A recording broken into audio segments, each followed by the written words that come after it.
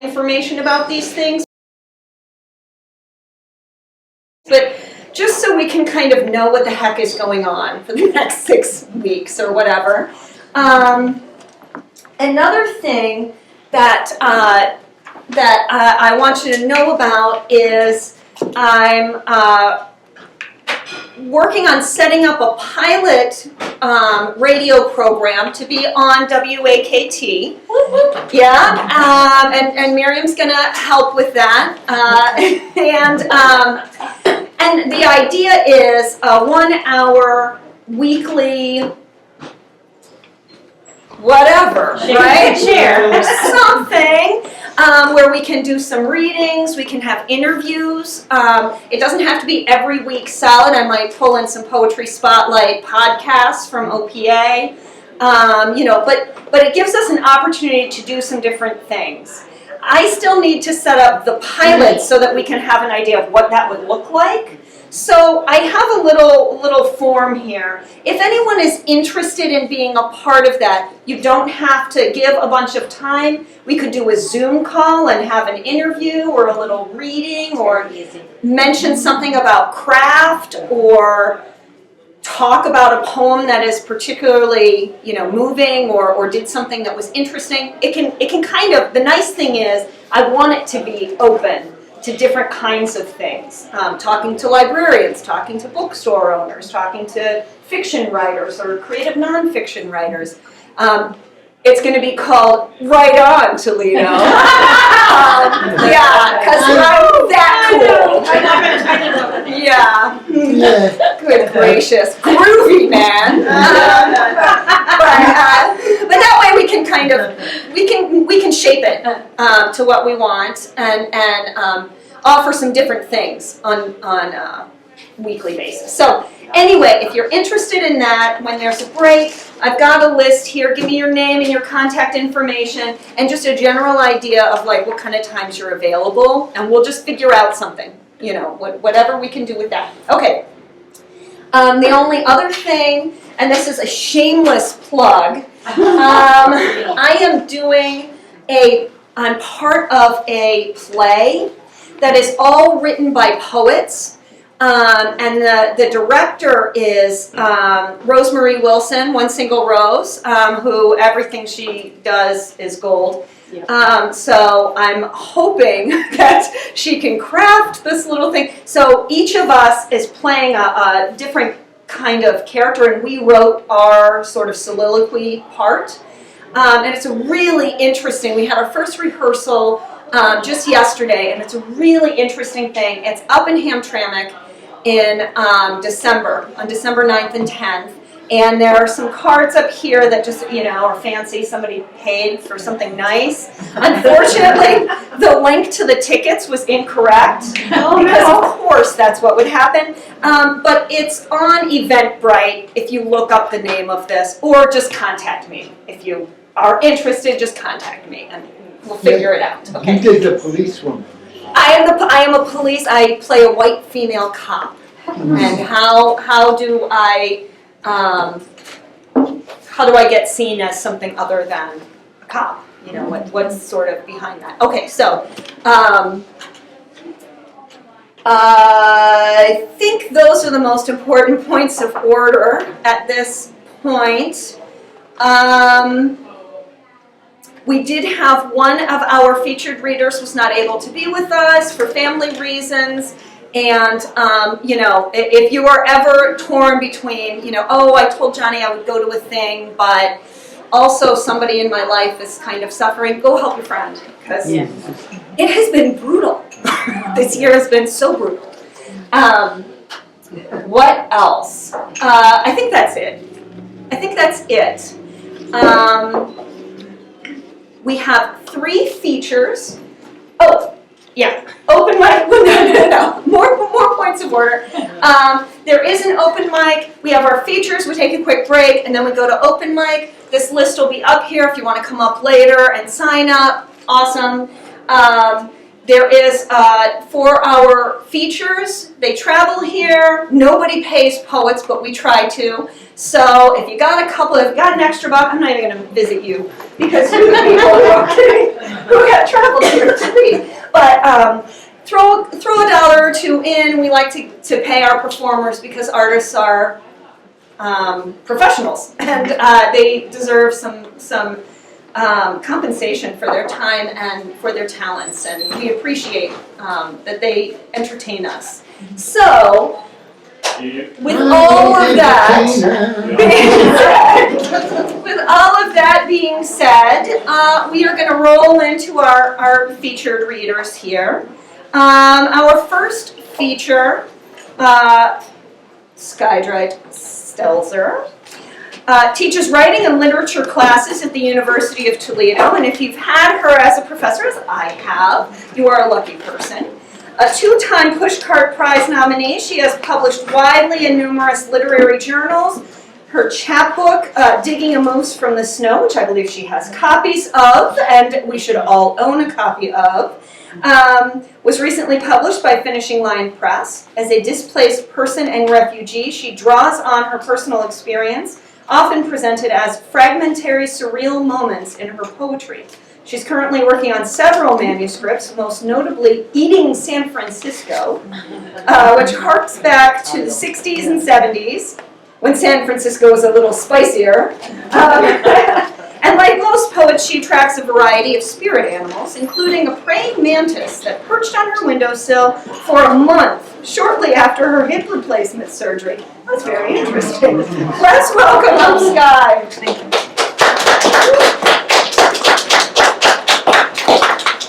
I'm still in a bit of recovery mode. Okay. But I can do this. And you can sit here. You tell me if you want me to move the thing. Yeah, I think I'll start with standing. Okay. And if I need to perch, I'll do Okay, that. want a lower chair. Yeah, want a lower chair. Okay, but I'll let You you tell know. us. Okay. I mean, I feel comfortable standing at the moment. Okay. And that praying mantis did keep me going. Painful times. Okay, so let me get my things out here. I'm going to start out with, it's actually the first poem in my Digging a Moose from the Snow book, and it actually is from time when I was in San Francisco, and we would go to a little shop owned by, a little bakery owned by a Russian lady, and they sold pirushkis, which are called pierogies, I think, in Ohio, and my parents are from Latvia, we call them pierogis, so it's all the same thing. So it's titled, it's very short, it's titled The Pirushki Lady Warns Me of Going Barefoot. In a few years, your arches will fall. Your feet grow hooved, toes become turtles, your husband will leave.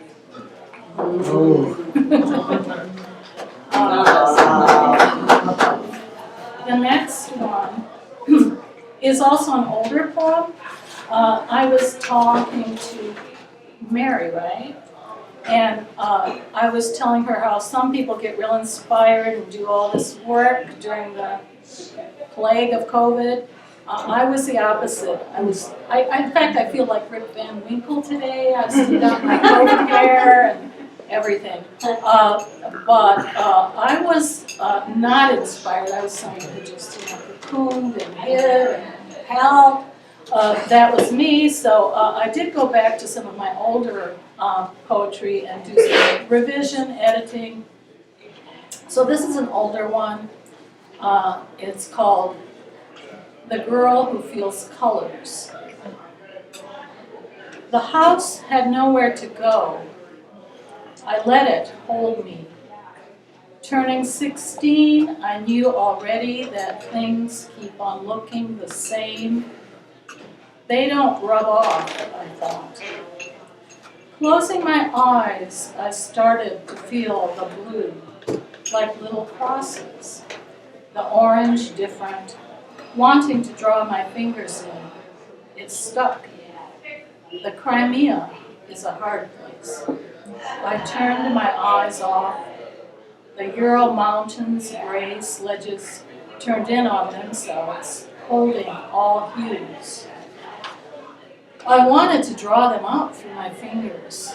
Embroidered thread, yellow, is soft and smooth, like gliding through air, or the color of curtains. They are taking me to Moscow, where the professors sort spools in their black bag. I reach my hand inside. What color? They ask.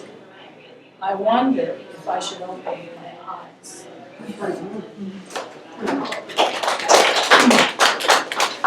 And I wrote down this order, so I hope it works. This next one I've never read aloud before. Woo, new work! I may think so after I read it. I did not.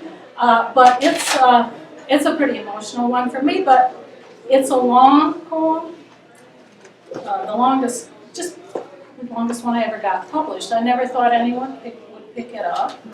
But this cute little journal called Spout, it's got a little opening. And then inside, I wasn't their featured poet, but inside they have a cute little book of their featured poems. That's great.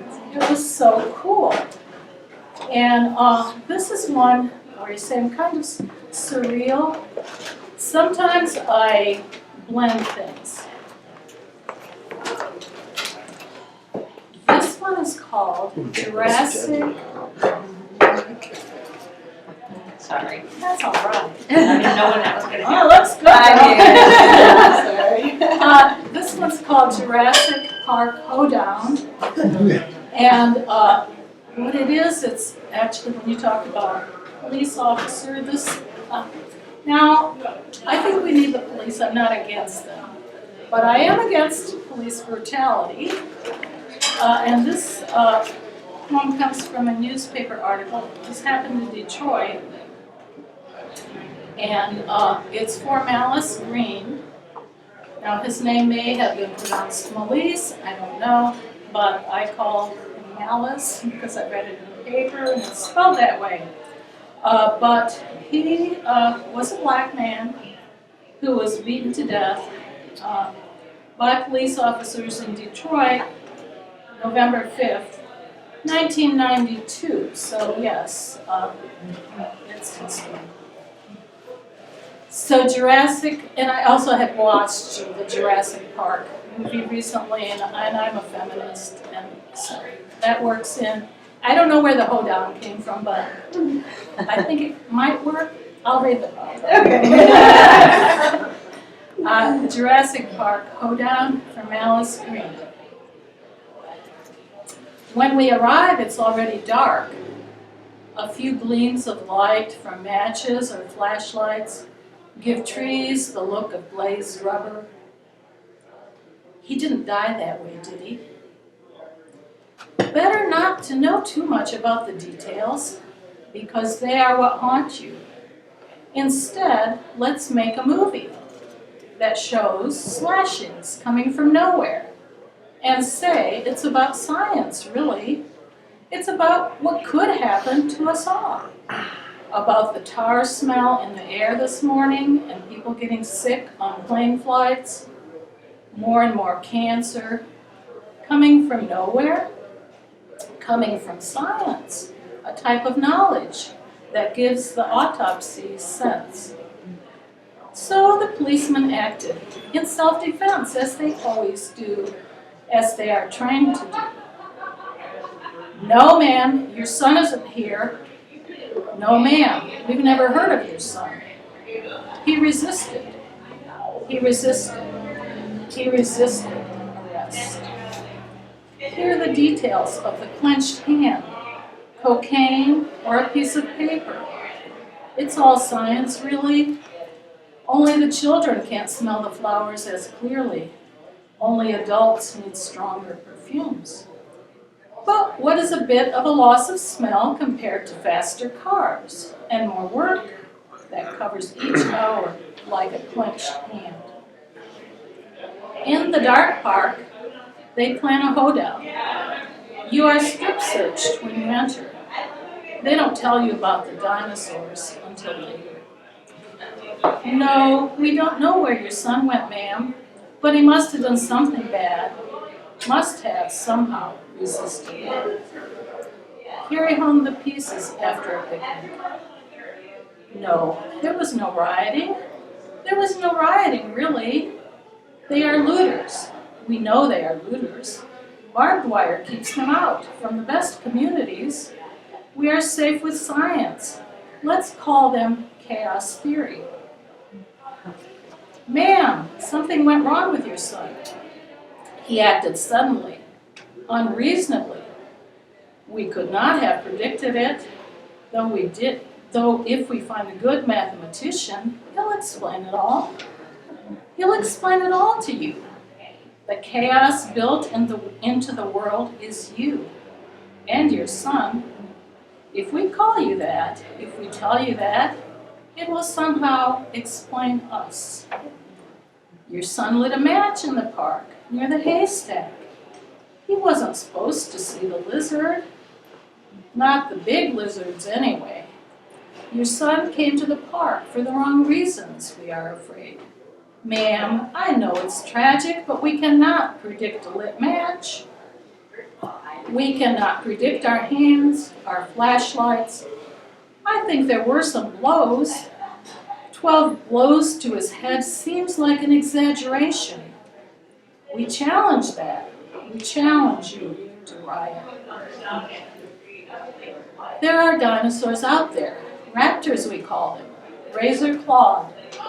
Better, ma'am, to come to this hoedown, where we swing you round and round. Round and round, ma'am. No, we are not trained to be cruel. We make movies. We are not trained to watch you watching us. Ma'am, the news about your son is not good, but you can understand. You can understand this hardly ever happens. There are no dinosaurs. Yes, there can be one bad cop. There can be. Sometimes, even there will be. But ma'am, your son was using drugs. Using drugs, you understand. He behaved irrationally. You understand that your son resisted. Resisted us, ma'am. You know how things get if you offer resistance. Ma'am, we'll give you a free ticket to watch the dinosaurs that aren't there. It's just a movie. It's just to scare you, ma'am. It's just good, clean fun. Did you know the dinosaurs are all female? Those raptors are mean, too. Can be mean. It's their nature. It's a good thing they are extinct. A good thing they are extinct now, ma'am. I know how you feel. I really know how you feel about rioting. That's not the answer. Killing anyone, that's just wrong. Wrong, ma'am. No, we don't know what happened to your son. But he must have resisted. We know for a fact that he didn't open his hand. First time I read that one. That's great. Now back to more traditional stuff. Okay, I also learned this past spring that my sister, she's actually a half-sister. My other sister and I didn't know of her existence until my father died, because she had been left behind in Latvia when they, and my mother was not the mother. Okay, so it's a secret my father kept. So yeah, this spring she died, and I don't know if it was COVID. Her husband let us know, and I did meet her a number of years ago. But this one is dealing with a dream. It's one of my dream poems, which I write some of these as well. So it's a dream I had, and it includes her, so this is kind of a little bit of memory for her. It's called Buying the Boots. In the dream, they are soft, sheared sheepskin, room to curl my toes, imagining sand. My father too approves, but worries about the price, $94. His military training, holding him back, even from my enjoyment. Does he consider perhaps the other daughter, the one he left, who grew up lonesome, knowing his nickname only? Her birth certificate reads, Father, Fritzes, a handy alias used by many, a discarded footprint of war. In the Soviet commune, she heard of me, the American daughter, not knowing that I too was displaced. In the dream, my father says no. She is his untold story. These are the boots she desired. When I try them on, they fit. So, let me find my list. Oh, yes, it is, the order of readings. Okay, the other one, I do want to read one more from my Digging a Moose from the Snow chat book. This one is has 13 little sections, so I pause between each one. They are cicada shells, and they're not blackbirds, but it's kind of 13 ways of considering cicada shells. So I'll just read them through, but pausing after each one. Cicada shells. The granddaughters string them in long necklaces before they learn the fear of bugs. Because she knows she'll die that night, she asks me to help her change to her good flannel nightgown. I avert my eyes from the large black mole on her back, which she has hidden all these years. The journalist writes of a severed hand, thinking if it had a ring, he would know it was female. The tank has been designed without eyes or any recognizable human features. She calls me Titi, a name she made up. I pull down the leaves she can't reach yet. I've never held a live one, though the cat catches them and pulls off their oily, translucent wings. Emerge from the sandstorm that whips your eyes closed. The stars are just used up light. Believe in something new. The sound gets louder and then it stops. We consider painting the shells and dressing them as dolls. A New York artist did that once with cockroaches. We also consider burning them. Depleted uranium makes the weapons heavy. What was it that got used up? I don't like the sun, says the 11-year-old. I forget to ask her why. I sweep one out from the dust of last winter. It clings to a stick, the shape of memory. After the war, who will bring the water?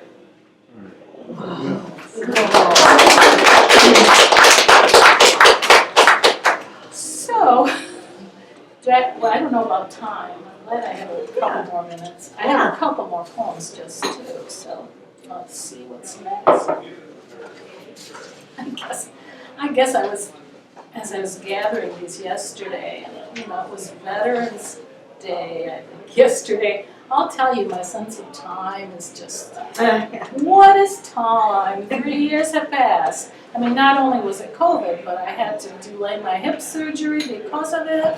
Yeah. And that means my hip surgery went quite harshly. I'm still in recovery mode, but I can walk again, so I'm very thankful about that. But yesterday being Veterans Day, I got this poem about war and veterans.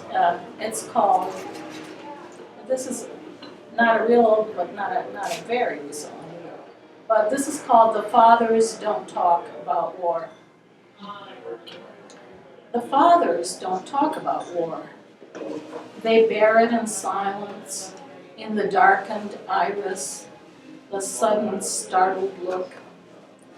They bear it in nightmares, see once more the frozen dead, or their own lost finger which aches, or the tooth extracted secretly from the old man they shot, stolen back in suitcase linings.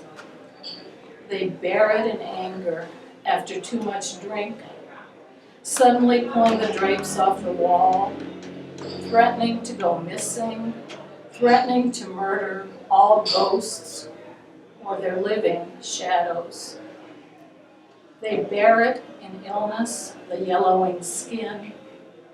They roll on the floor, unable to stand.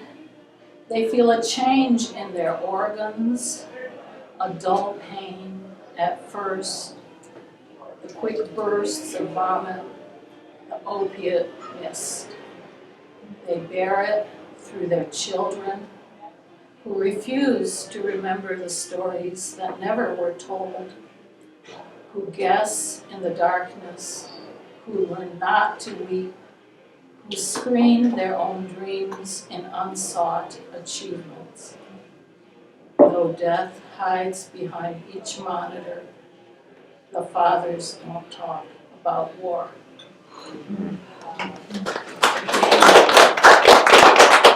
Then I thought I'd better find one positive poem. Happy little limerick. To end with. And I know it's heavy, but sometimes life does get heavy. But hey, That's what it is. 50 at the worst for the Senate. Huh? Right. Take a deep breath and smile. So, starfish is the last one, and it's only slight. Only very slightly negative, but it's on a positive note. Okay, starfish.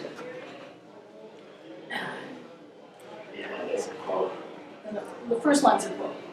You will live in the desert without rain. The prediction of the turbaned man who confronts me on the beach, Far Rockaway. He says he is a poet, will write for coins. Anything you offer is fine. You will dry up. Your branches lose sap. He tells me harsh fortunes, refusing to bloom without money. I look at the slow foaming waters, thin upon the sand, see starfish glitter there, growing new limbs. Yes. Thank you, everybody. I feel I'm re-entering the so-called real world. See, that's the positive. I'm trying not to be too ugly. Okay. Fantastic, thank you so Thanks. much. All righty, our next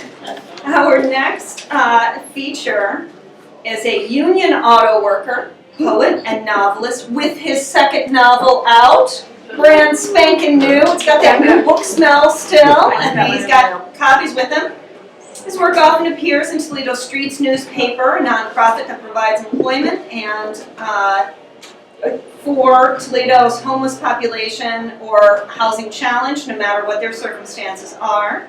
He is the author of the novel $100 a Week Motel and the very brand spanking new novella poetry hybrid book, Finding Jesus and Prayers to My Saints.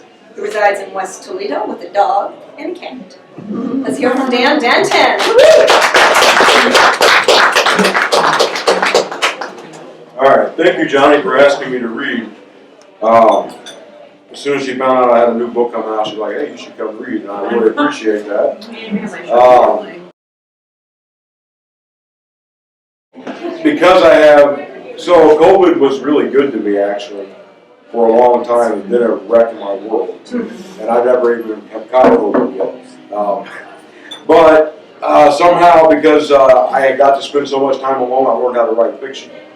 And I should learn how to read fiction now, which I've not really done much, so this might be a disaster. I'm going to try to read a little bit from each book that I've had published. This one came out last year. Anybody here ever live in a cheap motel? So I've lived in seven of them in my lifetime. And I've also been homeless and a lot of other things. So anyway, during COVID I figured out how to take some characters and write a fictional tale about living in a cheap motel. So this is a novel called $100 a Week Motel. It came out last year from Bunkhouse Press. I'm going to read you two little snippets from that. This is from chapter 4. There is a constant stream of new neighbors when you live in a $100 a week motel. You don't need an ID to check in or even a real government name, just $100. First time I walked into the little office to see about getting a room, I noticed the rules listed on a large piece of poster board written in Sharpie. The poster board was white at some point in its life. It was yellow then, with curling corners, burgeoning against pieces of tape so old that they'd lost their adhesiveness twice in the last decade.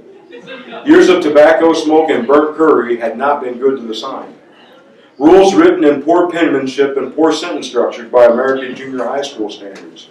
The ones that teach you the 1, 2, 3, 2, 3, 2, 3, 4 power paragraph.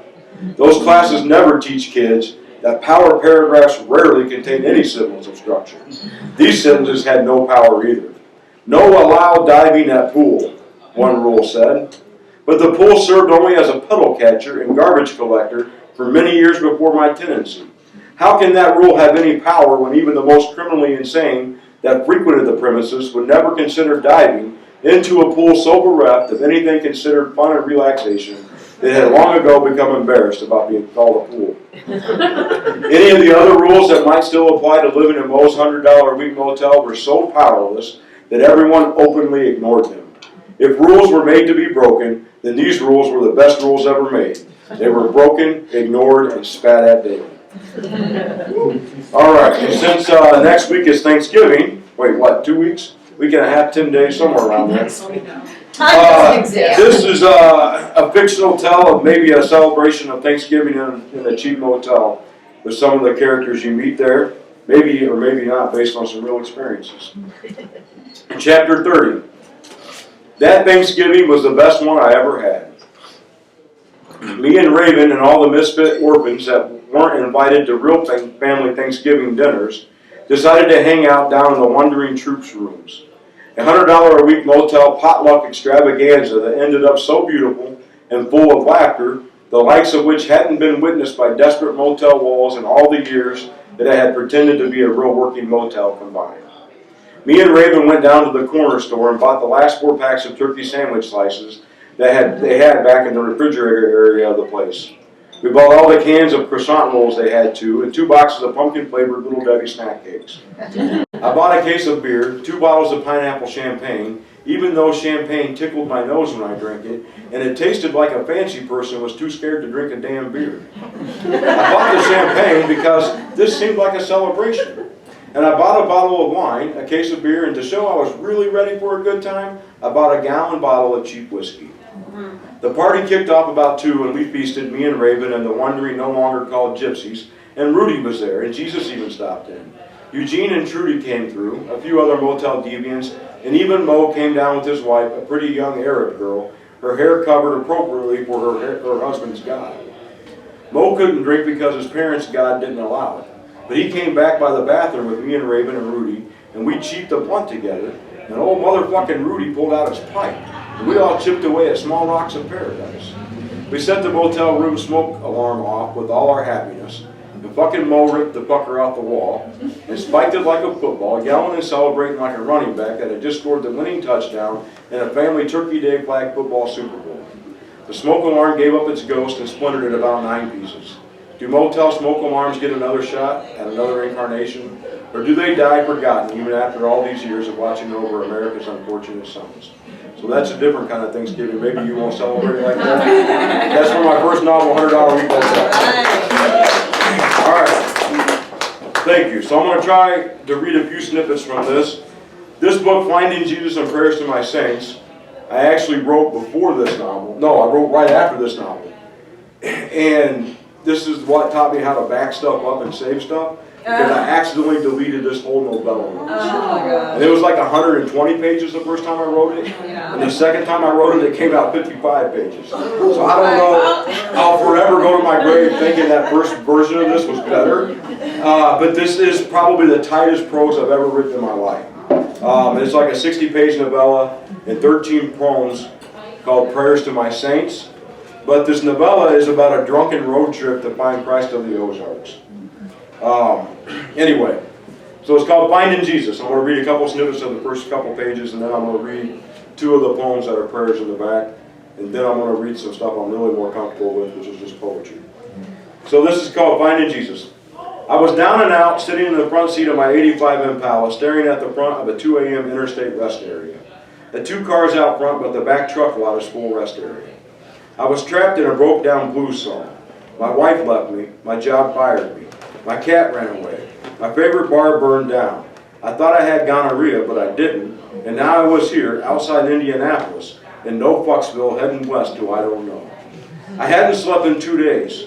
Cocaine was stealing pieces of me in my sleepless nights. I was nearly broke, unemployed, and there was a 3 days to vacate note on my apartment door. 3 days till the sheriff comes and throws your shit on the curb. I kicked the plastic lock in on the cardboard apartment, ripped the eviction order off the door and threw it on the floor. Unzipped my Dickies work jeans and pulled my penis out and pissed on the paper. I wasn't feeling too proud of that right now. My stomach was uneasy. I don't think I'd eaten much in 2 days. I cashed my last 401k check. There was $350 of it left. The next day I walked around the deserted highway rest stop, studied the pinned up state map of Indiana, studied the red "You Are Here" pin. There was a rack of tourist trap brochures, about 500 different ones. History of Amish Quilts Museum in Craddock Hole, Indiana. 12% off outlet mall in upper middle class Indy suburb. The upper middle class are always looking for a deal. Covered Bridge Lovers Tour in backwoods date your cousin rural county. One of the brochures screamed at me. Christ of the Ozarks, 67 feet tall, 2 million tons of concrete and mortar. Eureka Springs, Arkansas. I took the brochure with me back out to where I left my car, Sheila. Sat up front for a minute, looked at the picture of a bone white, arm spread and welcome giant Christ statue standing on a mountain. So the next day after that, I went out to the car and sipped some coffee and looked at the Christ of the Ozarks brochure some more. I ate a mini donut, licked chocolate off my fingertips, sipped coffee, 67 feet tall. I got my State Farm Road Atlas out of the glove box and flipped through the pages, measured with thumb and forefinger, page to page. It was about 9 hours of driving from Milwaukee, Indiana to Eureka Springs, Arkansas. I poured a little Jack in the 3/4 full styrofoam coffee cup, sipped a little, felt a hint of it'll be all right. Patted Sheila on the dashboard. Let's go find Jesus, I told her. She started up on the first crank. Her V8 engine brought okay. Anyway, that's the start of my novella, Finding Jesus. All right, and then the book ends with 13 poems that are prayers to my saints. I'm going to read you 2 of them real quick. This one's called Prayer to St. Janice Joplin. You know, if Catholics and all these other people can make up dead people that are saints, why can't I? I pray to the ghost of St. Janice Joplin because no one sings songs of great social and political import anymore. And in a plastic world, no one has any heart left to take pieces of. Janice, Janice, we need you. They sell tie-dyed shirts in giant box stores now. It's a calloused life we lead, but I've always believed that your voice can melt stone. Janice, Janice, you magical goddess, nobody will ever wail like you did in '69, and the world is both lucky and sad because you lived, but then you left. All right. Thank you. This is Prayer to St. James Baldwin. I pray to the ghost of St. James Baldwin because no one goes to tell it on the mountain anymore, and too few write with righteous anger like Jimmy's blues. Oh, heavenly St. James, no one taught a straight Midwestern white boy more than you in Giovanni's room the summer of being 16. James, our native son, Save us from our tiredness, from our wars, civil and eternal. The poor struggle more every day, and yet you still taught us to love America. All right. Thank you. I do have some books for sale. I'm terrible at selling them, so I hope you'll buy some and make it easier for me. Okay, so I want to read a couple poems and I'll be done. This is, I had a birthday this year, luckily. And yeah, I know. And I'm not going to tell you how old I turned, but I did write a poem about it. And it's called Things I Think I Know at 44. When a witch hands you a jar of moon water, you take it and you use it. A cat will lie about how many times you fed him in a day. A panhandler's blessing is more earnest than a clergyman's, and your dollar is more well spent.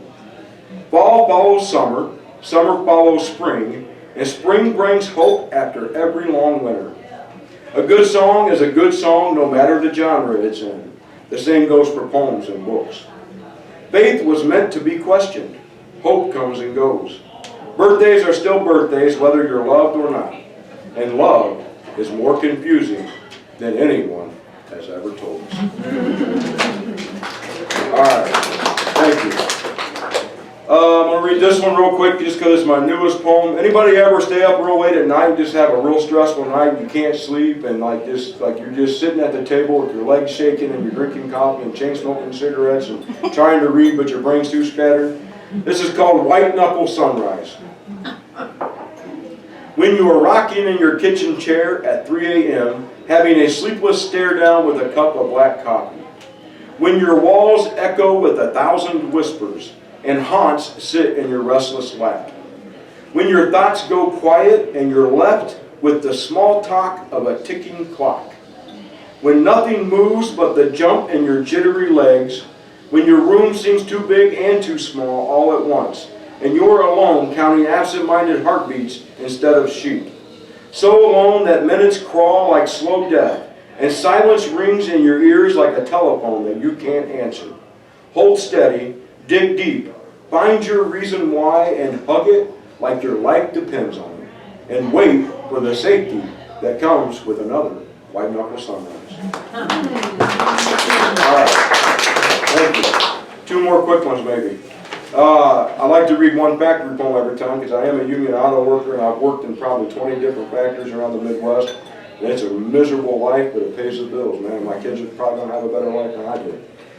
So it's a love-hate relationship, and so I wrote a poem about it called This Factory Life Ain't for Everyone. They brought in a new class of new hires today here in this small city that I work in. 100 more people joined our ranks. We're over 6,000 strong now. I talked to one of the new guys, and I saw the look in his eyes. The what the fuck have I gotten myself into? The holy shit, this place is crazy. You know the look when you've watched enough new blood filter through. I showed the new guy around a little, tried to reassure him, stick around, work hard, it gets okay eventually. But the truth is much harder to put into words. This factory life ain't for everyone. It's summer, the hours are long and the days are hot. Some days the air is so heavy it's like wearing a second shirt. You're going to miss out on some important family moments and you're going to have to fight like hell to have any semblance of a social life. You're going to pay a price that costs more than money, trading body parts and health for a chance to earn a decent living.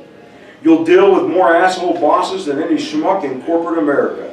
And starting part-time, you're going to get fucked 2 ways to Sunday, and you're going to be forced to work then too. You'll still spend sleepless nights worrying about paying bills. It's the nature of the factory. The ups and downs of Wall Street will cut at least 5 years from your lifespan. But come back tomorrow, new guy, and come back the day after that, and someday you'll feel it. The brotherhood, the sisterhood, that comes from doing a tough job with tough people. This factory life ain't for everyone. Half of you will quit or get fired in the first year.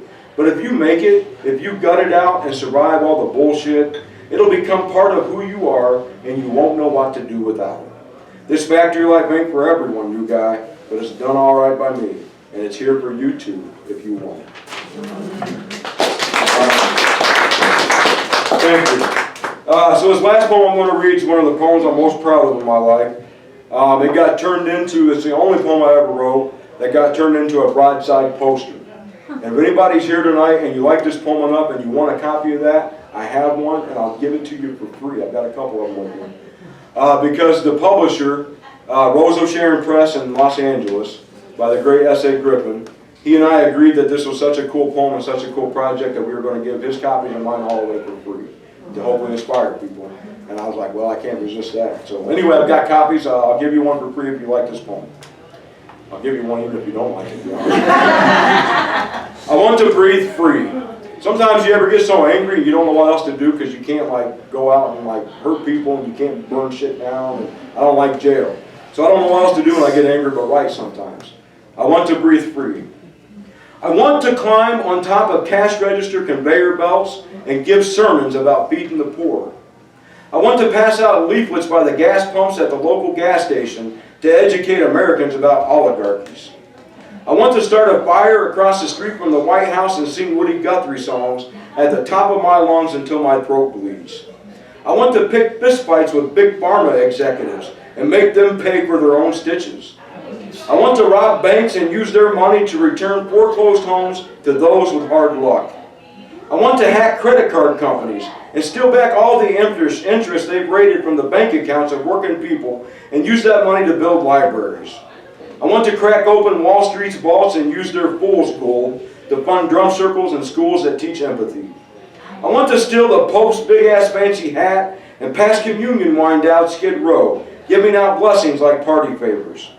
I want to blow up heaven and kidnap God and take him down to the local mission to show him his own best work.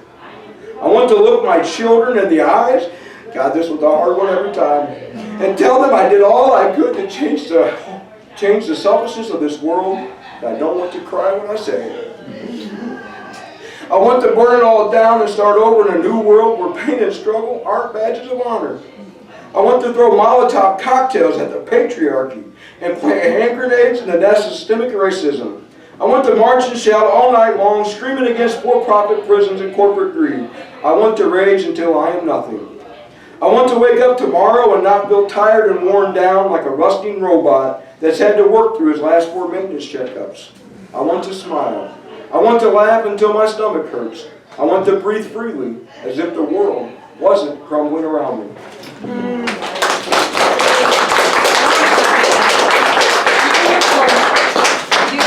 Beautiful. Yeah. And yes, he does have books for sale, and yes, you should purchase them. That was a good one, Dan. That was a good one. Yeah. It's okay. No, okay.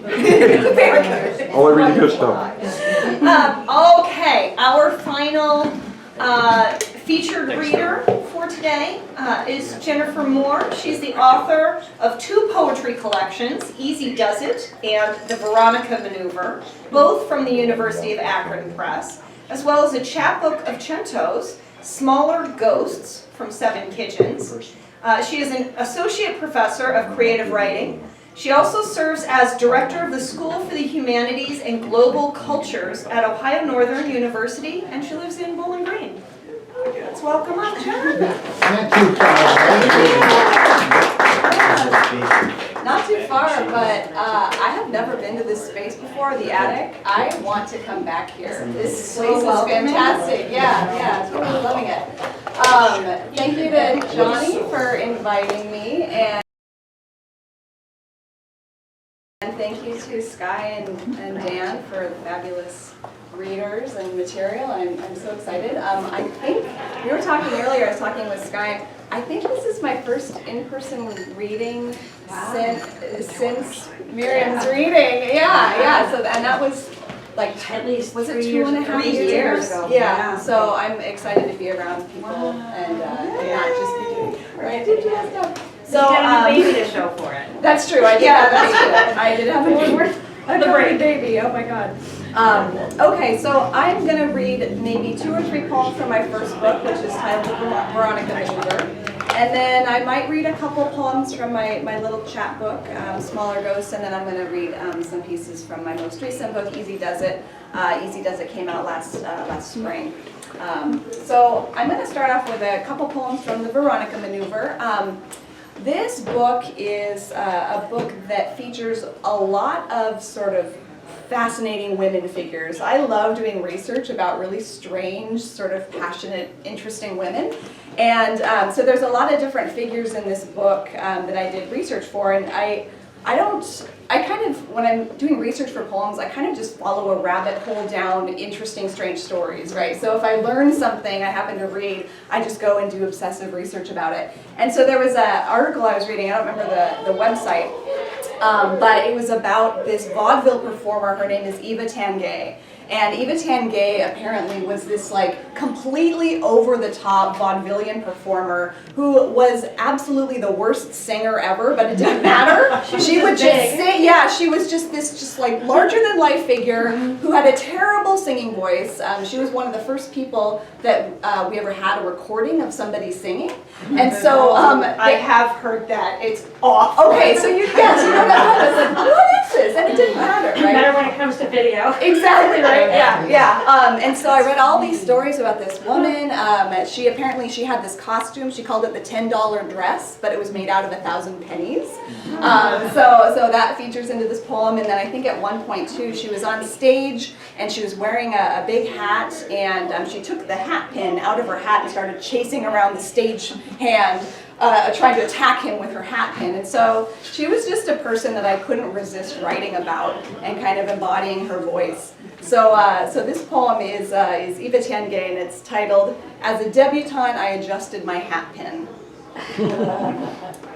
In the year of our Lord the electric chair, in the year of the booze hound and the unhooked corset, a lick of salt troubled my tongue. A lick troubled me into telling the green girls how to swing from the 100-footed maple, and the drowning woman how to sink into the river's bed.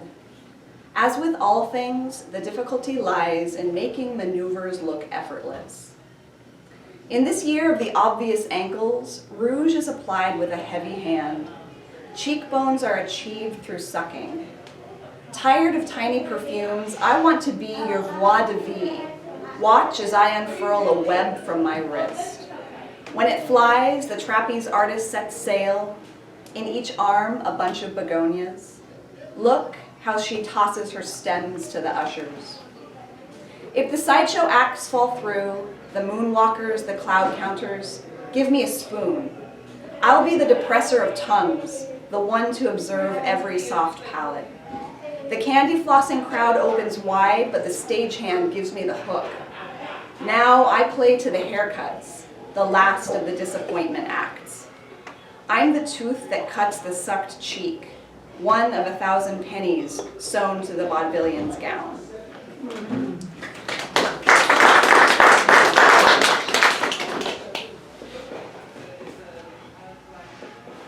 This poem is titled Haute Couture Grotesque, or Talking About My Generation. After the mild war, the war that seemed to last only an hour, we noticed many different kinds of sky. Each advertised its own demise. One atomic, one apocalyptic, another ironic. We learned to live with it. Here in the year of the bore, the year of the stethoscope, we are told the weather will go from balmy to brutal in 12 hours flat. We are told it's a miniature winter, but it's a winter that keeps on happening. It's one long cough on the way to April. Our lungs are their own carcinogens. Some of us subscribe to the chicken noodle diet while the rest swear by Wonder Bread, the vodka cigarette method, the Quaker Oats technique. We are told, try to get some sleep. In retaliation, we hit the town and make requests. I'll have a Greyhound, a Scotch and soda. I'll have a double Sazerac. Despite the drop in egg count, we are forever photogenic. We found a way to bottle the juice of the pomegranate. We know all sorts of synonyms for stimulus. Though the view from the rooftops spectacular, we've evolved past our need for eyes. We're hoping the skies will implode after last call, that we can still hear the weather, that someone will tell us what to expect.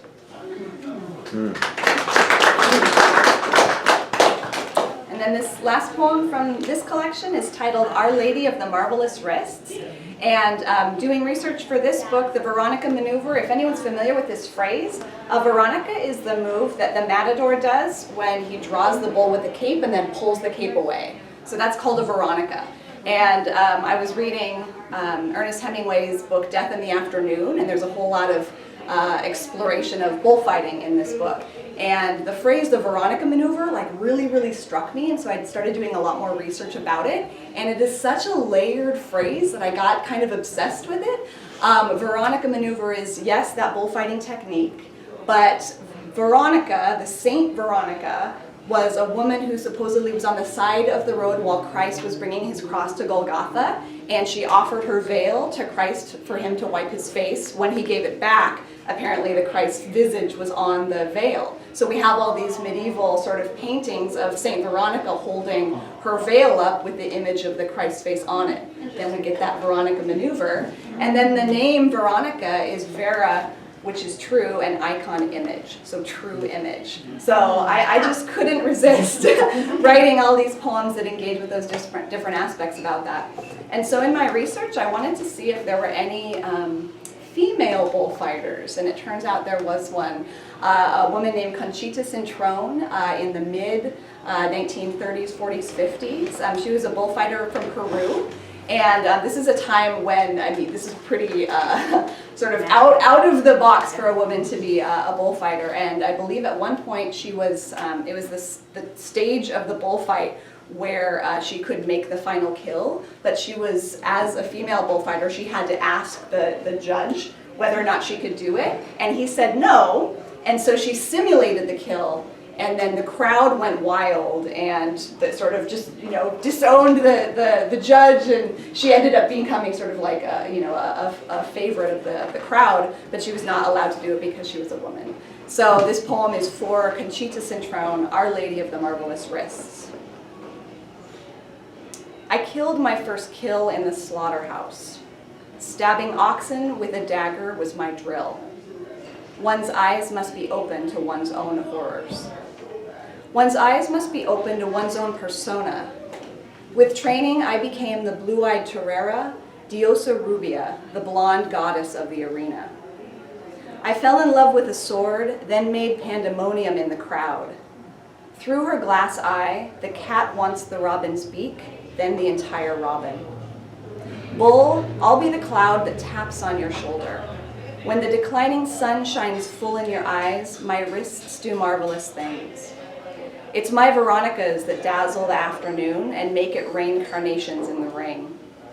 The audience roars. Bait the bull, you bait me. So let me coax you closer, but this blood dance will be simulated. As you thunder by, I'll touch your shoulders, then drop my sword in the sand. The death blow will not be remembered. When I sculpture with the cape, I disappear.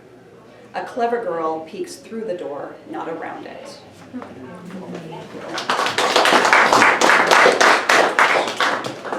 My most recent book, titled Easy Does It, came out from University of Akron Press last spring. And the writing of this book was very different than the writing of this book. These poems kind of were circulating around that theme, the Veronica Maneuver theme, and all of these poems for this one I said, I am not going to be sort of pursuing a theme or writing toward anything. I'm just going to write whatever I want to write and see how it works, right? The putting together of a book with that kind of method was really hard. So it took a long time for me to be able to put this book together. But in terms of the poems themselves, this book is a little bit more interested in kind of performative, sort of larger-than-life personas and women and other figures and other characters. And this is a little bit more, I guess I would say, me speaking, if that makes sense. So I'm going to read some poems from this collection. Let's see, we'll start with Rat Race. Rat Race. I'm trying to keep up, but I'm not trying hard enough. I move out of the left lane to let others cruise by on the darkening road to anywhere else. Elsewhere's always a seductive idea. an idea that isn't fooling anyone. This place is full of exhaust, big rigs barreling down every lane. Oh, Fortuna, take me away from the traffic of it all, to Three Egg, Florida, then to Andalusia, then to the Isle of Skye. I'm afraid it's too late to say hello to the noon. You're not fooling anyone, I shout to the moon. From up there, these cars look exactly the same. Trails of headlights for miles, jewels in a blacked out landscape. From the sky, every nest egg looks pretty much the same. The screech owl eats whatever her talons can snag, darting mice, a vole or two, but she can't be blamed for those little deaths. Survival and its costs is hard enough to keep up with. I move the mirror back to where I like it.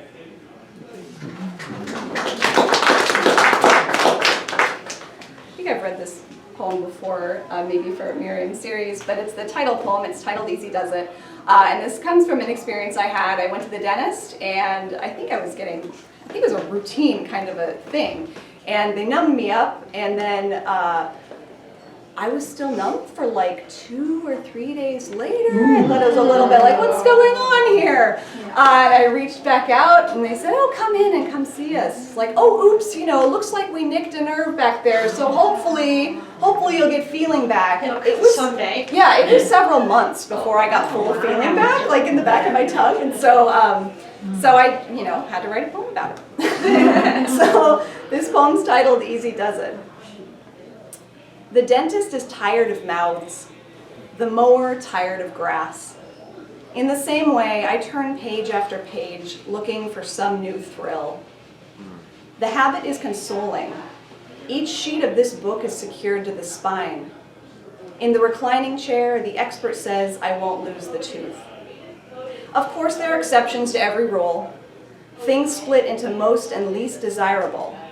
The weeds or the whacker, Novocaine or the drill. Despite all precautions, the needle nicks a nerve. Numbness, a kind of monotony. Will I feel anything ever again? Answer, maybe not. I said it before and I'll say it forever. The tree has bark for a reason. Nothing ever does it easy. Blink twice if you're fine. It's hard to cry out with a mouthful of hands. Do no harm, the bulldozer yells, then raises your home to the ground.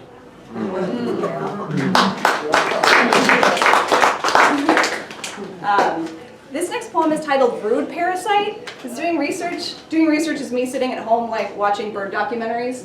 So it's like, oh my gosh. So a brood parasite is certain kinds of birds will lay eggs and then go put those eggs in some other bird's nest and have that other bird raise it. Yep. Which I just was like, again, this is too fascinating not to write about. So this poem is titled Brood Parasite. I cannot be trusted to live and learn.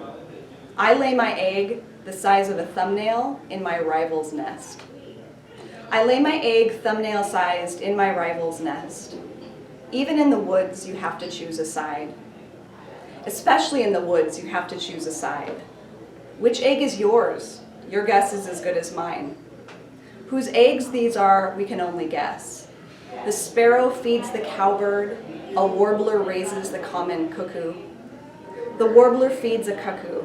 You can't always get what you want. I am the who and whodunit, the cuckoo mother on her own, preening her feathers, a whodunit on her own. But look inside the cougar's mouth. Beauty's only sometimes free. Just look inside her mouth. Beauty's almost never free. I can't trust either of us to learn or to live with it.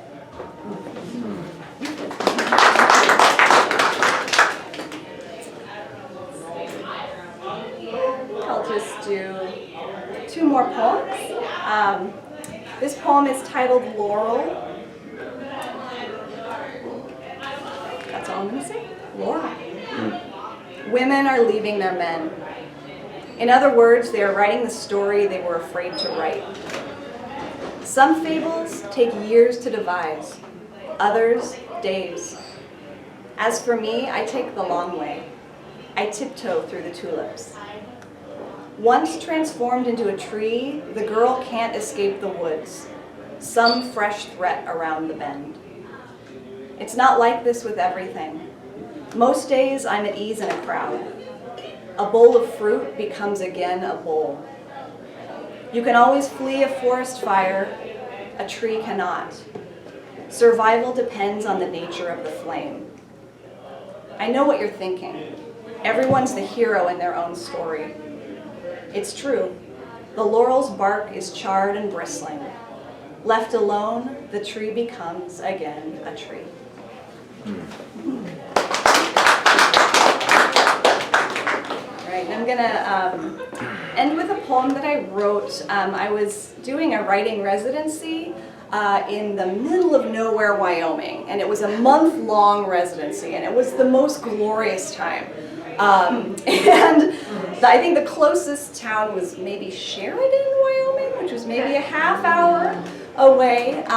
And one evening I was driving back from Sheridan, completely pitch black, and I turned a corner on a dirt road, and there was an owl on the road, and it turned its head and looked right at me. And I just, again, I couldn't not write about this owl. And so the title of this poem is from the collected letters of Emily Dickinson. In one of her letters she wrote, "I hope the owl remembers me." So this is for Emily Dickinson and for my owl. I hope the owl remembers me.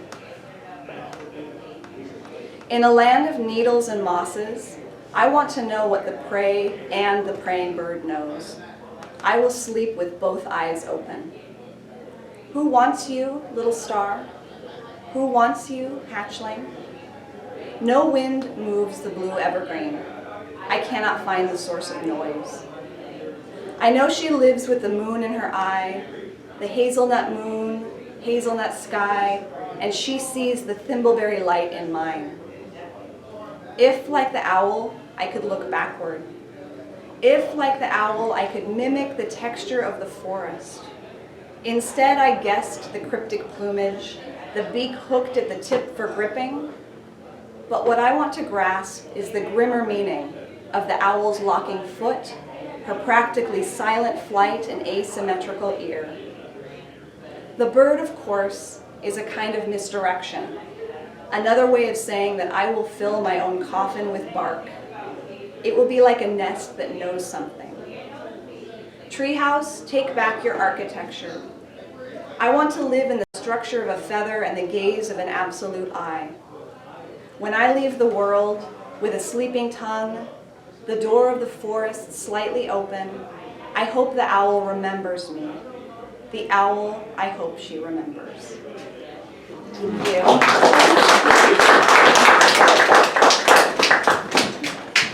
All right, thank you so much to all three of our features. To Dan, to Sky, to Jennifer. We're going to take a quick break.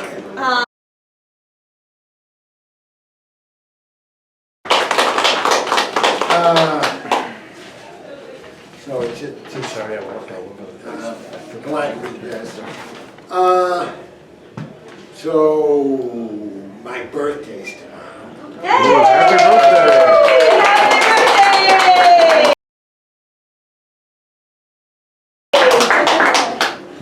I'm going to be 73, believe it. Woo! Okay. Anyway, a few years ago. I think it's his. Oh, yeah. Just put it, He right. would not have been able to say that.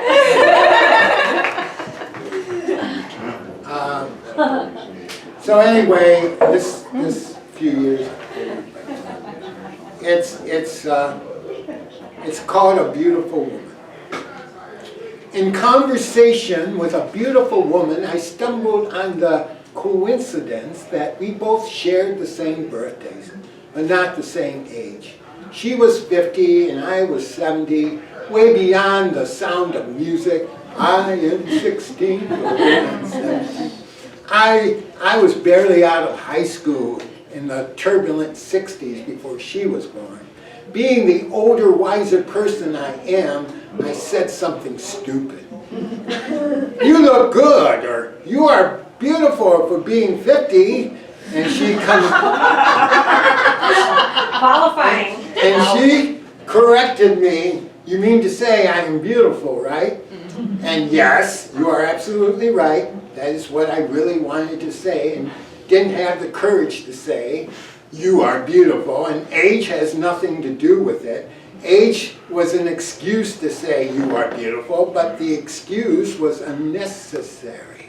She is beautiful as she was when she was younger, as she is now, as she will be when she gets older, and her beautiful disposition and any future wrinkles will be happy and beautiful. Time, as Einstein well knows, is relative. She is the younger woman to me, as anyone in their 30s or 20s would be the younger woman or man to her. Back in the 60s, there was a saying, not to trust anyone over 30.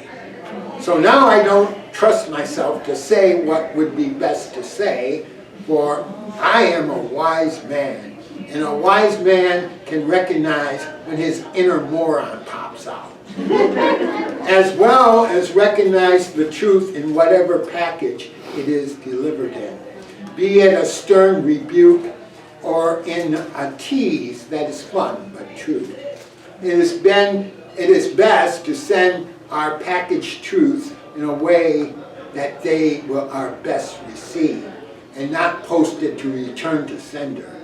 Truth is more receptive to those of us who can admit that we can be wrong. You can't fill your cup with truth until you spill it empty of all illusions. The ones that, like a trick mirror, distorts our image. But it's the only mirror we think we have, and we get used to what we see, thinking it's the way it should be or just the way it is. But then there is that invisible something in us that whispers it, and we can do and be better. And sometimes a whisper can become a shout, or it can become a song going back many years. Everyone is beautiful in their own way. Ways we can see in others, but sometimes we don't or won't. Ways we can see in ourselves, but sometimes we don't or won't.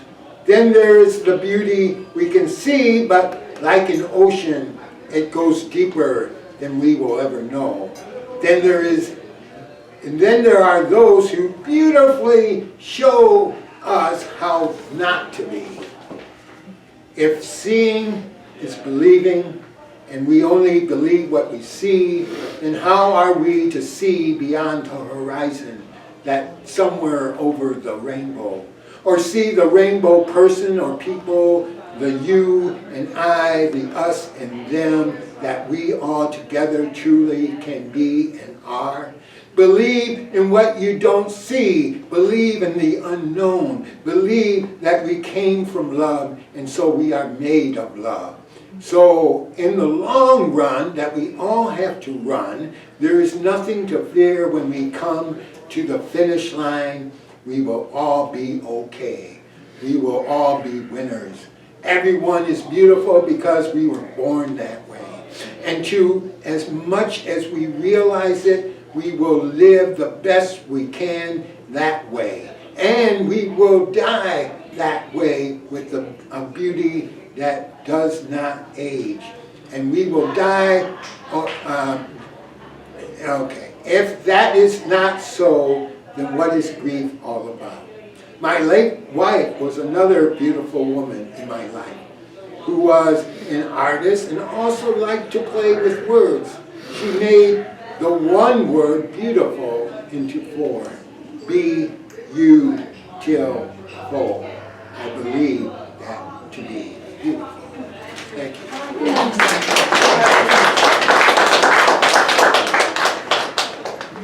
All right, Lydia. Oh, right. That's all right. You know why? We've been off the whole time, so. Yeah. All right, hello, I've got two here. One's an old one, and I think I've even read it Uncloistered before, but It's been a while. So. It has been a while, and it's the Cicada Shell don't think so, since we had them, or you made me think of this. Self-portrait with cicada shell. Grasping the dead oak and above my graying head, a cicada's husk, brown as November, and emptiness in the shape of all it once contained. And I too, a set of absences in the form of a short and thickening woman. I retain something of the contours of sighing teen, a roundness of young mother, pairs of engraved lines denoting sarcastic wit, previous laughter, punctuating my face's skin, parenthetically. But emerged and flown away, the teenaged worry, the babbling, wailing babies, the daily smiling, knowing witticism exchanged with friends I now rarely see, absent these 2 and more years. And look, although my chin and eyes are the very mirror of my father's, it's now the loss of him that's chiseled here on this face, above which the translucent lack of a cicada.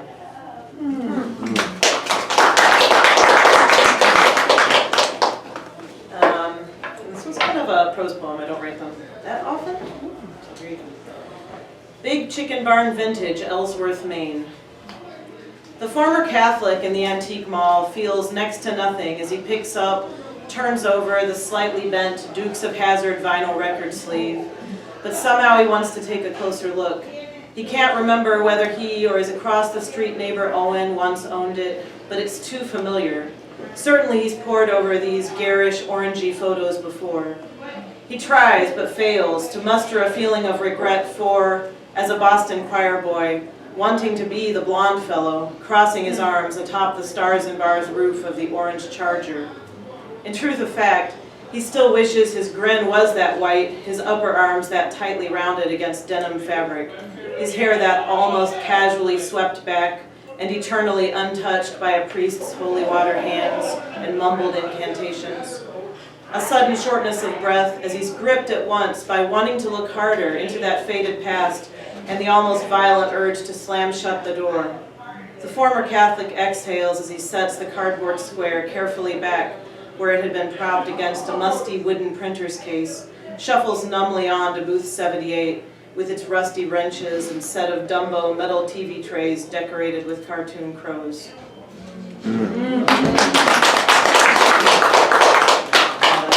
Yeah. Karen. Aaron!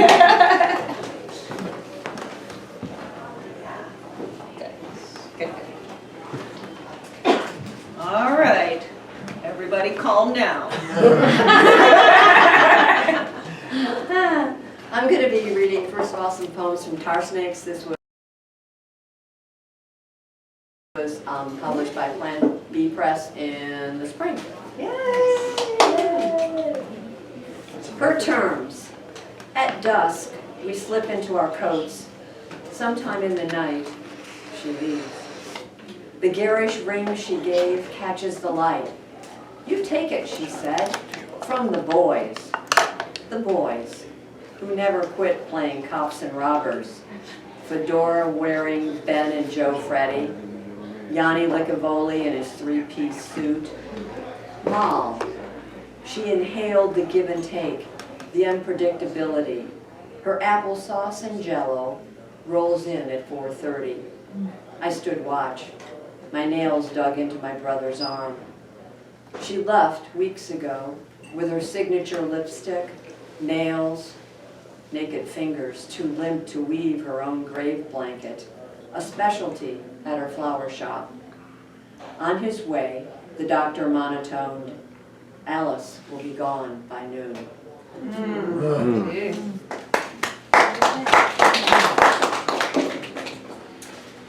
I need to break. I need to break through the wall, shouting into the wind's silence, disappear into my hood, and try to ignore the fall cold that sets my inside shaking, my curiosity scrambling through Buddha's live in the moment while I savor the last hour of daylight. Winter nights, I relish what I have, passing the ghost of my neighbor's home that surrounds the charred chimney, that morphs into prisoners, hurricane victims, refugees. I at least have this coat and a promise pledged upon this wind to accept the way it is.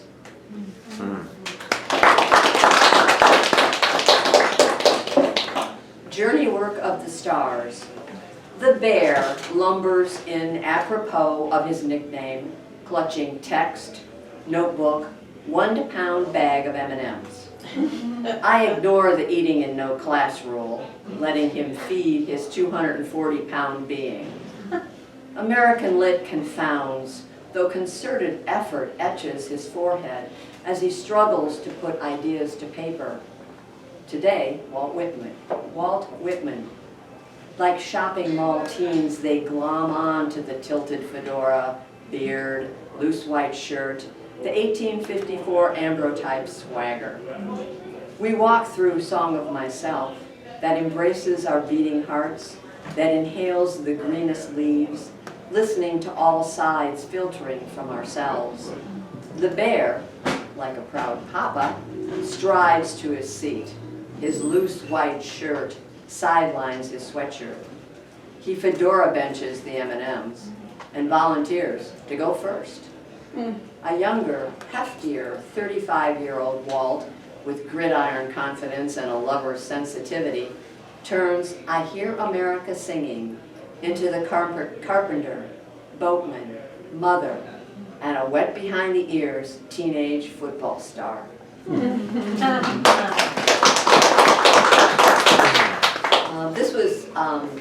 That's Just the Way It Is. It was published by Finishing Line Press.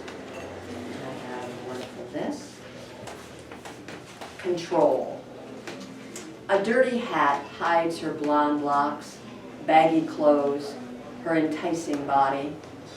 Melon-sized breasts, just like her grandmother's, barely detectable.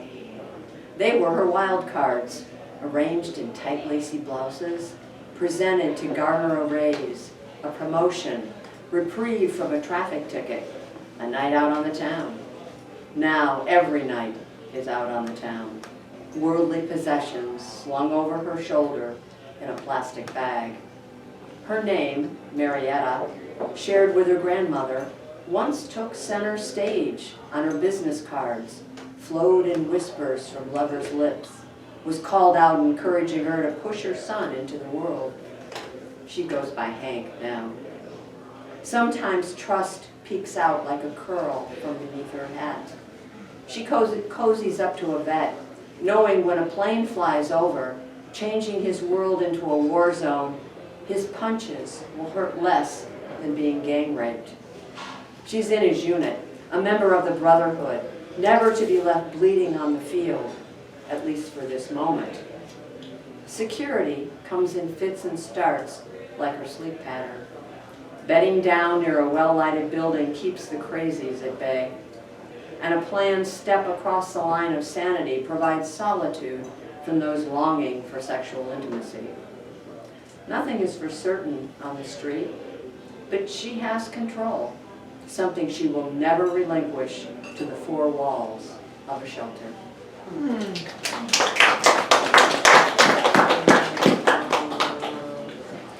LMEs? LMEs. Okay.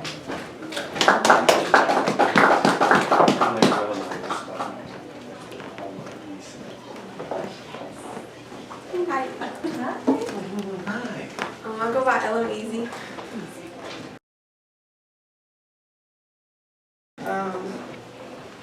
Okay. This one is titled My Lovely Escape. I made my entrance to this world on a brisk February's day. The sky's white drapes made for an interesting red carpet concealing what would have been the warm caress of the sun, as my cries fell upon my father's ears, signifying the second time my mother had been split down her middle. Slick with afterbirth and pride, I was the first and only of 6 children that my father graced with his presence upon arrival. Yet this is not where I began. My first time forfeiting sleep and making love to insomnia only to have an emotional affair with Victoria Avers' words laid the foundation that set in motion the construction of the building of a woman that I am today. Reading became my lifeline, and turning each new page became my first unrequited love. The books would take me high and drop me low, yet I always came scurrying back like the hopeless romantic I've always been. I was in constant pursuit of an escape from a world where home was a battlefield and our army could never tell the difference between friend and foe, as they both dressed in the same camouflage that was the costume of my father. One would think that in a house with no rest, when a book finally reached its end, I'd pause. But war is relentless and survival is inevitable. So when my heart ached, I loved another book.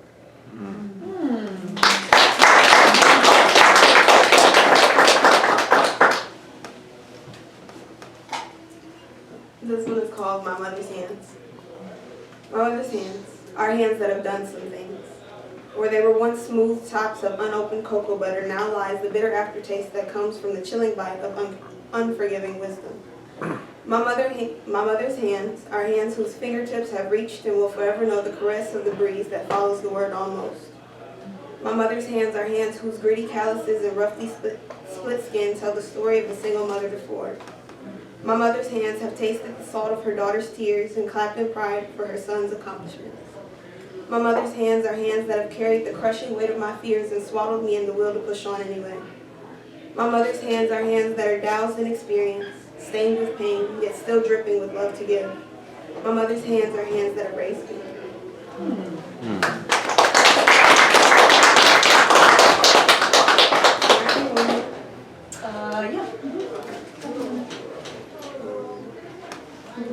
This one is one of my favorites. This one is called Unfulfilling Waters. Come on down to the docks, my brother said. Sit next to me, you'll be all right. Yet I'm sitting here with my head tilted back, watching an overcast sky, wondering how it's possible that any god would choose my misery to make his muse and savagely paint the world in my sorrow. And I think it ironic that while I cradle the electric blue fiberglass nimbly between my fingers, my mind sloppily wrestles with the first words I heard after you left me. There's other fish in the sea. Yes, I know this isn't a sea, but baby, this isn't my first time fishing either. And I don't have to catch a damn thing to know that none of the fish in the sea will have shit on the one that was once you. Their scales will never catch the light like yours. Their bite will never be as hard. They will never be able to tread the water as fast. They could never compare to you. My line goes tight, but I ignore it and pray it's only the current. Yet I become an atheist as my pole jerks forward, bending like a hook itself, ready to snag my last slice of peace from the churning waters of my life. My stomach drops when I scramble to grip my pole. Beer-stained cheers dance in anticipation for the monster on the end of my line, and I can't help but silently beg whoever will listen that my line snaps, waits to be damned. Faintly I hear a call for the net, a sure sign there's no turning back. It takes two people to pull them up. Glasses clink, and I'm surrounded by faces splitting into smiles. Hands make themselves familiar with the planes of my back, and even though I fought with him, I'm still not prepared for the sight before me. As I look down at him, I know the whole family will eat, but I'll never be satisfied.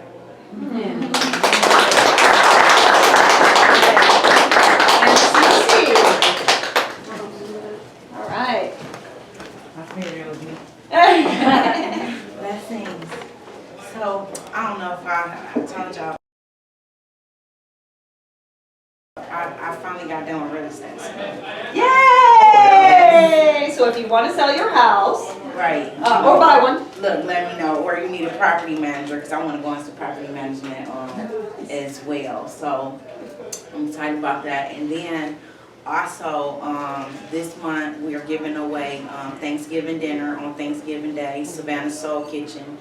We give out dinners at no cost on holidays, and then we have a dinner pantry as well where we give out canned and dry goods at any time. And then when the clients come and get their dinner on Thanksgiving Day, they'll also get a bag of groceries. So now, thank you. So now Is that at Sophia Quintero? Yeah, now we're located inside of Sophia Quintero on South Street, and we also are gonna rent space, so now the clients, they can eat inside.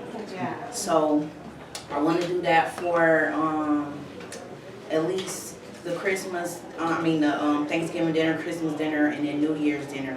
So I also been thinking about if somebody has a business location and you want Savannah Soul Kitchen to come to your location and give out dinner at no cost for one of the holidays, let us know as well, because we want to be able to reach everybody, because we did downtown for 2 years, the West End, now we're on the South End, so we want to be able to, be everywhere. That's a great one. Yeah, so let me know.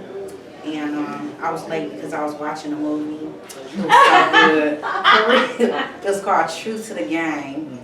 And I'm gonna read the book after I end up, finish watching all of them. But because the book always. It's usually better. Yeah. Yes. Yes. So I'm just gonna read a piece I had on me, and I've been wanting to write, like especially after what happened with Offset. I feel like he was like my cousin, and so I haven't wrote anything in a little bit, but I try to let it come to me, So I'm gonna read this piece.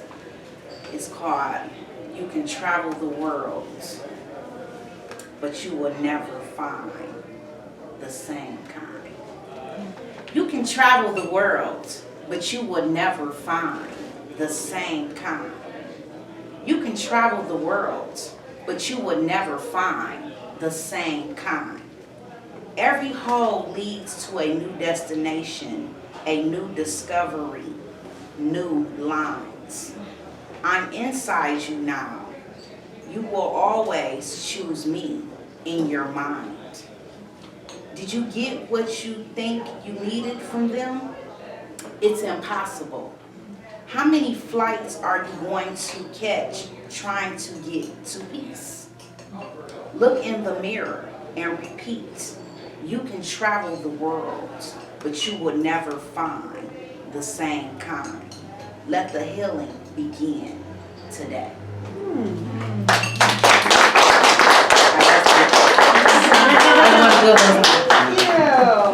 Thank you. Okay, you know what? We actually have some time left, so this is awesome. Woo! We made it before 5:30. So I'm just going to do 2 poems real quick. So I signed up to do Tupelo Press's 30/30, so you have to write a new poem every day, and then they post it online, which is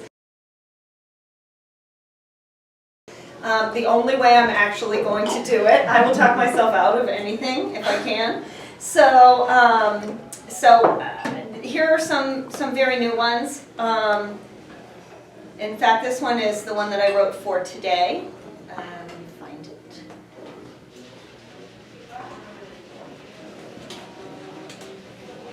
Here we go. Okay, sorry about that. We've talked about death. So it's a death poem, and then it'll be a nicer one after that. Okay, this is when a loved one is grieving. Your friend's heart set out on a slab, everyone they know and don't, watching it breathe through its valves, watching each other cry for what they didn't know. And here I am, arms hollow, my words puddling cold at their feet. Okay, here's a little lighter one. Here's a little lighter one. Okay. It's a couple days ago. It's a couple days. Pear custard pie. Okay, so really just for sort of a Thanksgiving-y one. Okay, so this is pear custard pie.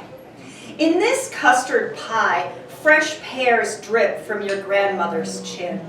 The custard is a secret your great uncle sneaks from a midnight refrigerator while shushing an aging basset hound. The prep time takes generations, but only 40 minutes to cook.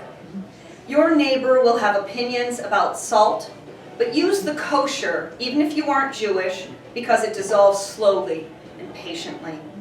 This isn't the time to worry about flour. Use the regular, bleached even. Who cares? What's important are the eggs, the milk, the pears. Use the ceramic bowl for the batter, the one saved for the noodles when chicken and noodles is made. Crack the eggs carefully. Some shell will get in. You can surround the eggs, never let them out of your sight. Think you handled them just perfectly and still. Shards find their way in. Be patient. Pick them out where you find them. Use your hands to mix the batter. Feel the butter that you let sit out long past in-laws thought safe. Feel the way egg and vanilla flour and milk all become the same liquid, but they keep their own sweetnesses, their own bitters. Use a fork to whip in some sugar. Keep at it. Quick and sweet, like surprise kisses, like unexpected joy. Be especially careful with the pears, with anything that grows and so easily bruises. Remember how you and your cousins fought for favor and only found much later that nobody, after all, was really keeping score. Keep your knife sharp so as not to pull too much at the flesh. Arrange the pear slices in a 9-inch round pan, fanned out. Let some be thicker or more frail. Give each some space, but let them overlap. There is even more sweetness where they touch. You might think you know how each will cook, what their texture will be, but they take on the flavors around them. Remember how often your mother moved when she was young, state to state, but still with your father who only lived in the one house, how they formed that delicious complexity, so strangely alike after all. Pour the batter like your great-grandmother's quilt over the nestled pears. Oven, already warm at 350, will let them set, the custard and its fruit, until golden as winter grace, kissed by summer vacation sun. Let it set for a second on the pot holder you made with the plastic loom that your aunt kept, even after all these years. Make a pot of coffee. Get out the deck of cards, or perhaps Chinese checkers, and savor. Have a great Thanksgiving.